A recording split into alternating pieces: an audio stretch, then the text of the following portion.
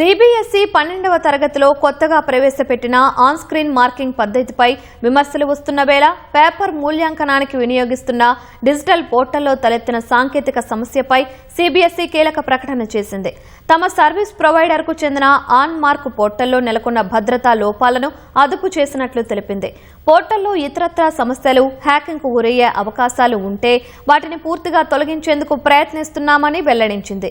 బహిరంగంగా వెలుగులోకి వచ్చిన ఈ భద్రతా లోపాలను తాము నిరంతరం నిశితంగా పరిశీలిస్తున్నట్లు ఎక్స్ వేదికగా పేర్కొంది. పోర్టల్ను మరింత పటిష్టం చేసేందుకు ఐఐటీల నిపుణుల బృందాన్ని రంగంలోకి దించినట్లు చెప్పింది. ఈ నిపుణుల బృందం పోర్టల్ను మరింత సురక్షితమైన సెటప్లోకి మార్చి ప్రస్తుతం ఉన్న లోపాలను సరిచేసేందుకు కృషి చేస్తారని తెలిపింది. ఈ సందర్భంగా పోర్టల్లోని సాంకేతిక లోపాలను ముందుగానే గుర్తించి బోర్డుకు తెలియజేసిన పౌరులు, ఎథికల్ హ్యాకర్లకు సిబిఎస్ఈ ఈ ధన్యవాదాలు తెలిపింది.